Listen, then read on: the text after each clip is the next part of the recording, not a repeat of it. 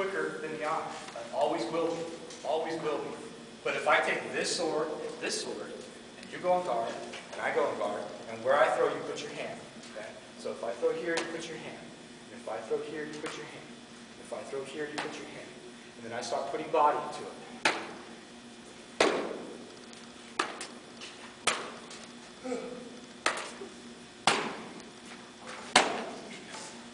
See this, not this. All right, so when you start to fight, guard here. All right, how many people have you gone? It's not just for fun. Just because right? you can. Because they go, go! You can start manipulating shields, manipulating their strong and weak points just by how your body reacts to them. Just by how you influence them with your motion. If I'm here and I'm really crouching this side, it's screaming to his brain, whether he knows it or not, down and to the right. And just by going from here to here, now it's up and to the right. And if you do that in motion, right, you're saving yourself all these blows because you're pressuring with just you. They're going to see this. They're going to see this. And you're pressuring them. So you're not trying to pound through everything. You're actually trying to fight, find your opening, hit the sweet spot, and achieve the first and only principle of a martial art. To strike and not be struck. That's it. And as I tell the students, to do that, all you have to do is master time and space. Simple. Once you get time, the space in between it, and you start using the line, then finally, geometry has saved your life. What's your hypothesis? Huh? What's your hypothesis? I'm a bass player. I don't even know what that is. That might be an animal. You're the guy that found it? Oh, yeah. So, when we're looking at these, and after we take a break, we're going to come back. When we come back, we're going to go out here and get just shields and helmets. That's it. Shields and helmets to start off with. We'll do that for about an hour. Then we'll go ahead and get in armor and do bad things to each other. But to start off with, we'll take a break for... What do you want to do? 10 minutes or 2 minutes? Okay. When we come back, we'll put on helmets and shields, and we're going to do a lot of shield work and blocking. And we're going to look really closely at where the strength and the weakness of every shield is, what you're facing and why you're facing it. Remember, if you're just throwing with your body, if you're just thinking what you're doing, you're only creating half the fight. Be knowledgeable. Be knowledgeable about everything that you're facing, so you can speak articulately about it, if nothing else. So you can understand it and actually execute what you're doing and then explain it to somebody else what you're doing. Otherwise, it becomes this great mystery all the time. I just don't know how it's done. Well, you got to work on that a little bit. Okay. How do you just work on that a little bit? Right? We call it the Saturn theory. Right? Anybody know Sir Brand? She's a knight in the West, Sir Brand, right? When Bryn and Fabian were together, Fabian was trying to teach her a rap when she first started. Could not get it. And Fabian has an attention span that long. And he speaks in, okay, you do this, and then it goes like this, and then...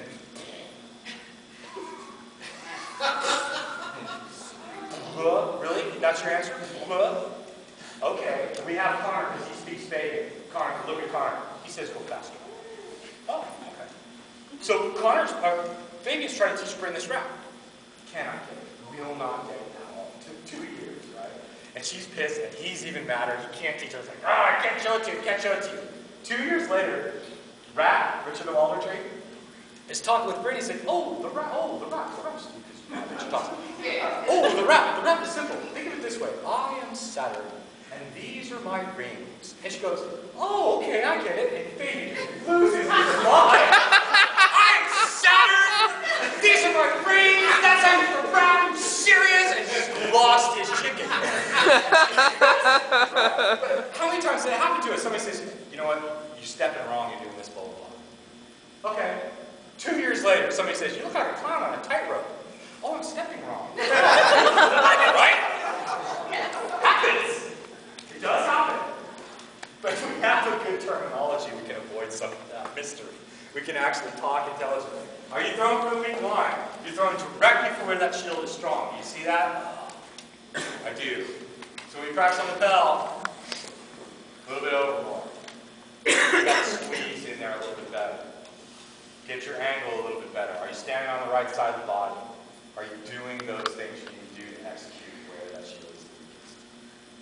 I don't want to teach you how to fight. I can't teach you how to do it. What I can show you is a really logical, very plain way to look at the defenses of the opponent. And the defense of the opponent is what every martial art is based on. Every martial art. And we can use our skills and our basics, however we develop them, to these commonalities. Shield's always going to be weak there. It's always going to be strong there. And if it's strapped this way, it's always going to have that. That's not going to change. How we utilize it, a lot different for our own personal fighting styles. But we can look at these things and say, okay. Now, by the way, you can use this. Take this to your practices. Use it. It's fun. Part of this is my opus. Part of this is, decades and decades of me going through a lot of training and dedicating a lot of my life to understanding the martial arts. And one of the things that I love the most about the martial arts is how it affects the body. And because of that philosophy, I really believe that we, as a group that are attempting a martial art, should be knowledgeable about it. We should be able to talk about it and understand what each other is saying. And when we look at these things, it makes it harder. It really does. Because if you know this, now I have a problem. I have to be a better fighter. Because you're not automatically going to be throwing into my strongest point all the time, right? Especially for the advanced fighters here. How many times have you got up to a new fighter and have this really cool fake and just wooga, wooga, wooga all over the place, and their socks should be over there. You should have faked them out of their shorts. They should be sitting over there somewhere, and you slam it directly into the middle of their shield because they had no idea they were under threat. Standing there just happy. Bang! Right in the middle of the shield. You're like, what did you right after?